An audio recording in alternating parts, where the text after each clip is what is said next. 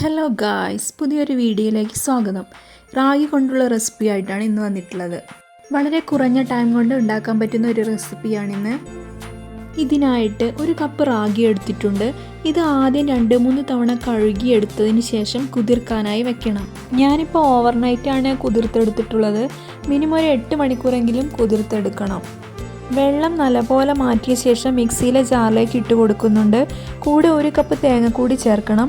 ഇതിലേക്ക് 1 കപ്പ് വെള്ളം ചേർത്ത് നന്നായി അരച്ചെടുക്കണം. അരച്ചെടുത്തിട്ടുണ്ട്. ഞാനിവിടെ ഒരു കോട്ടൺ തുണി വെച്ചാണ് അരച്ചെടുക്കുന്നത്. ഇനി ഇതൊന്നുകൂടെ അരച്ചെടുക്കണം. വീണ്ടും മിക്സിയുടെ ജാറിലേക്ക് ഇട്ട് കൊടുക്കുന്നുണ്ട്. 1 കപ്പ് വെള്ളം കൂടെ ചേർത്ത് കൊടുക്കണം. നേരത്തെ ചെയ്ത പോലെ വീണ്ടും അരിച്ചെടുക്കണം. ഞാനിപ്പോൾ അരിപ്പയിലാണ് അരിച്ചെടുത്തിരിക്കുന്നത്. തുണിയിൽ അരിച്ചെടുക്കാൻ കുറച്ച് ബുദ്ധിമുട്ടുള്ള പോലെ തോന്നി, അതുകൊണ്ടാണ് വീണ്ടും ഒന്നുകൂടെ അരച്ചെടുക്കുന്നുണ്ട്. വെള്ളം ഒഴിച്ച് മാക്സിമം പാലെടുക്കണം.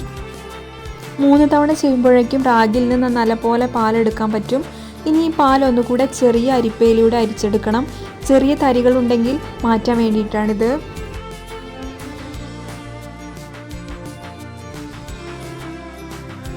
ഈ ഒരു രീതിക്ക് പാൽ റെഡിയാക്കിയ ശേഷം ഒരു പാത്രത്തിലേക്ക് ഒഴിക്കുന്നുണ്ട്.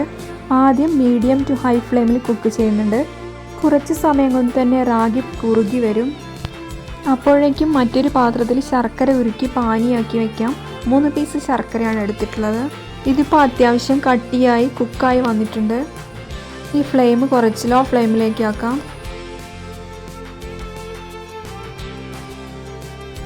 ഇനി ശർക്കരപ്പാനി പാലിലേക്ക് ഒഴിച്ചു കൊടുക്കണം. നന്നായി മിക്സ് ആക്കണം. നന്നായി മിക്സ് ചെയ്ത് കൊടുത്തതിന് ശേഷം 1 ടേബിൾ സ്പൂൺ നെയ്യ് കൂടെ ചേർത്ത് കൊടുക്കണം. നെയ്യ് ചേർത്ത് നന്നായി മിക്സ് ചെയ്യുക. നമ്മൾ ചേർത്ത് കൊടുക്കുന്ന നെയ്യ് ഇതുമായി നല്ല രീതിക്ക് യോജിച്ച് വരും വരെ, ആ ഒരു ടൈം വരെ നന്നായിട്ട് മിക്സ് ചെയ്യുക. ഇപ്പോൾ പാത്രത്തിൽ നിന്നും റിലീസാവുന്ന രീതിക്ക് നന്നായി യോജിച്ച് വന്നിട്ടുണ്ട്. ഈ ഒരു പാകമാവുമ്പോൾ ഫ്ലേവറിന് വേണ്ടിയിട്ട് കുറച്ച് ഏലക്കാപ്പൊടി ചേർത്ത് കൊടുക്കുന്നുണ്ട്. 1 നുള്ളു ഉപ്പ് കൂടി ചേർത്ത് കൊടുക്കാം. ഇനി നന്നായി മിക്സ് ചെയ്ത് കൊടുക്കാം.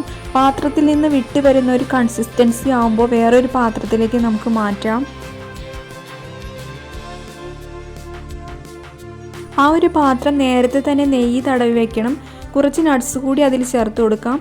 ചൂടോടു കൂടി തന്നെ ഒഴിച്ചു കൊടുക്കാം. മുകൾ ഭാഗം സ്പൂൺ വെച്ചൊന്ന് തടവി കൊടുക്കാം. സ്പൂണിൽ പറ്റിപ്പിടിക്കാതിരിക്കാൻ സ്പൂണിൽ കുറച്ച് നെയ്യ് ചേർത്താൽ മതി. പുറമെ വെച്ച് തന്നെ ചൂടാറാനായി വെക്കാം. ഫ്രിഡ്ജിൽ വെക്കേണ്ട ആവശ്യമൊന്നുമില്ല. ഈസിയായി ഡീമോൾഡ് ചെയ്തെടുക്കാൻ പറ്റും. ഇനി നമുക്ക് കട്ട് ചെയ്ത് സെർവ് ചെയ്യാം. നല്ല സോഫ്റ്റാണ്. ഒരു ജെല്ലി ടൈപ്പ് ടെക്സ്ചറാണ് ഇതിന്. അപ്പം നമ്മുടെ റാഗി ഹൽവ ഇവിടെ റെഡി ആയിട്ടുണ്ട്. മിതമായ മധുരം മാത്രമേ ആഡ് ചെയ്തിട്ടുള്ളൂ. ട്രൈ ചെയ്ത് നോക്കണേ. വീഡിയോ ഇഷ്ടപ്പെട്ട ചാനലൊന്ന് സബ്സ്ക്രൈബ് ചെയ്ത് സപ്പോർട്ട് ചെയ്യണേ. അപ്പോൾ താങ്ക് യു.